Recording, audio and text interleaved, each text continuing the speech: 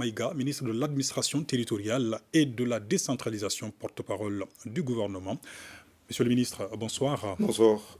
Alors avec vous, un communiqué du gouvernement. Merci infiniment. Au nom de nos plus hautes autorités, j'ai l'insigne honneur de donner lecture du communiqué numéro 035 du gouvernement de la transition, communiqué dont la teneur suit.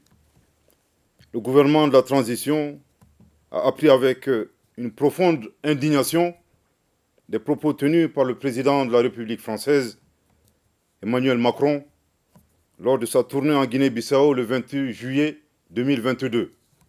En effet, au cours de sa conférence de presse, le chef de l'État français a réitéré des accusations erronées en affirmant que les autorités maliennes entretiennent des relations avec un groupe paramilitaire sans jamais apporter de preuves, malgré les démentis des autorités de la transition. Pire, dans ses propos, il a évoqué l'exercice de la violence par les autorités maliennes, ciblant une ethnie spécifique de notre nation. Le gouvernement de la transition condamne avec la dernière rigueur ces propos haineux, diffamatoires du président français et prend à témoin l'opinion nationale et internationale sur ces accusations graves qui sont de nature à susciter la haine ethnique et à porter atteinte au vivre ensemble, à la cohésion ainsi qu'à l'harmonie entre les Maliens.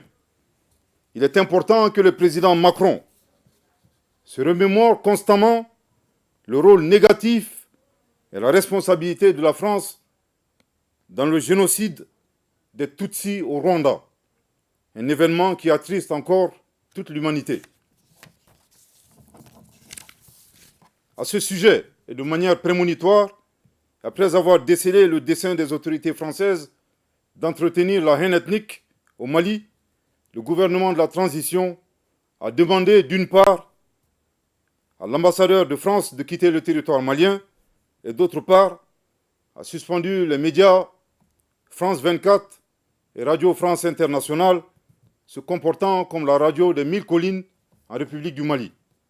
Aussi, ces propos subversifs du président français donnent raison au gouvernement de la transition qui, à juste titre, a mis fin à la coopération en matière de défense avec la France pour ses résultats insatisfaisants dans la lutte contre le terrorisme au Mali.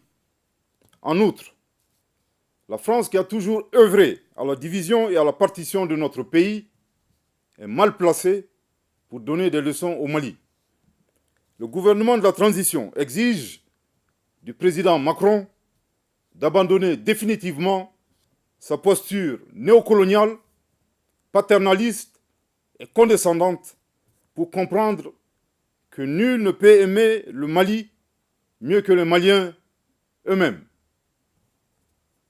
Je répète, le gouvernement de la transition exige du président Macron d'abandonner définitivement sa posture néocoloniale, paternaliste et condescendante pour comprendre que nul ne peut aimer le Mali mieux que les Maliens eux-mêmes. Je répète pour une dernière fois, le gouvernement de la transition exige du président Macron d'abandonner définitivement sa posture néocoloniale, paternaliste et condescendante pour comprendre que nul ne peut aimer le Mali mieux que les Maliens eux-mêmes. Le gouvernement de la transition rappelle que le Mali, foyer des grands empires en Afrique de l'Ouest, berceau d'une civilisation multiséculaire et pays de tolérance, repose sur sa diversité ethno-culturelle, la bonne cohésion sociale entre toutes les ethnies et les communautés qui le composent.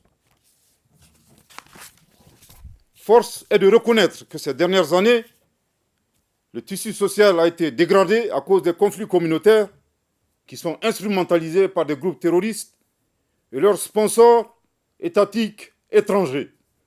Le gouvernement de la transition rappelle que le renforcement de la cohésion sociale demeure l'un de ses objectifs prioritaires non négociables et ne ménagera aucun effort pour réussir cette mission. Il convient enfin de rappeler avec force que nos vaillantes forces de défense et de sécurité qui sont multiethniques, professionnels, républicains et résolument engagés, demeurent un rempart solide pour la défense de la patrie, la préservation et la protection de l'ensemble de nos concitoyens dans leur diversité ethnique et religieuse. Que Dieu bénisse le Mali et protège les Maliens. Fait à Bamako le 31 juillet 2022. Merci de votre très aimable attention. Merci beaucoup, monsieur le